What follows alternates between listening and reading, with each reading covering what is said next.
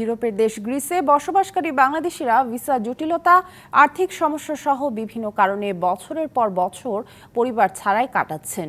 ইউরোপের বিভিন্ন দেশে পরিবার নেওয়া সহজ হলেও গ্রিসে পারিবারিক ভিসা পাওয়া খুবই জটিল। বাংলাদেশে গ্রিসের দূতাবাস না থাকায় নানা ভোগান্তিতে প্রবাসীরা।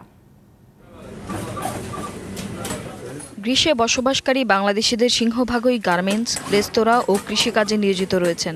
এদেশে আয় রোজগার ভালো করতে পারলেও তাদের অনেকের মনেই সুখ নেই, কারণ পরিবার পরিজন ছাড়া যাপিত প্রবাস জীবন যেন নিঃসঙ্গতায় মোড়া। তবে কষ্টটা থেকেই যায় ফ্যামিলি বাংলাদেশে। আমাদেরকে যদি ফ্যামিলির এখানে আনার কোনো ব্যবস্থা হইতো তাহলে আমাদের যে এই যে মনের যে একটা কষ্ট, এই কষ্টটা থাকতো না। গ্রিসের আইন অনুযায়ী একজন বৈধ অভিবাসী তার স্ত্রী এবং সন্তানদের পারিবারিক পুনর্মিলন ভিসায় দেশটিতে নিতে যত শর্ত দেয়া হয়েছে তা পূরণ করেও নানা ভোগান্তি পোহাতে হয়। গ্রিসে পরিবার আনা যেন সোনার হরিণ পাওয়ার মতোই।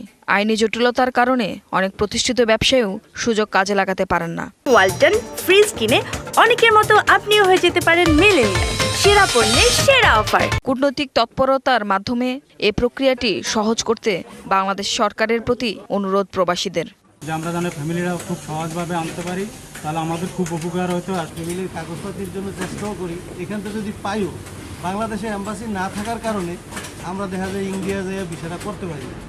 গ্রিসের অভিবাসন মন্ত্রণালয় এবং ভারতের নয়াদিল্লিতে গ্রিক দূতাবাসে ফাইল চলাচলের জটিল প্রক্রিয়ার কারণে নানা সমস্যার সম্মুখীন হচ্ছেন প্রবাসীরা। আবার আছে সক্রিয় দালাল সিন্ডিকেটও। আমাদের বাংলাদেশে গ্রিসের এম্বাসি না থাকার কারণে আমাদের বিভিন্নভাবে হয়রানি হইতেছে। পাসপোর্ট পেতে হলে যেসব ডকুমেন্টস লাগে সবগুলো ডকুমেন্টস গ্রিস এম্বাসি থেকে, ইন্ডিয়া থেকে আনতে হয়। ওখানে গেলে আমরা এদেশে 12 বছর থাকি, সব ঠিক আছে, ওখানে গেলে কাগজটা ডিলিট করে দেয়।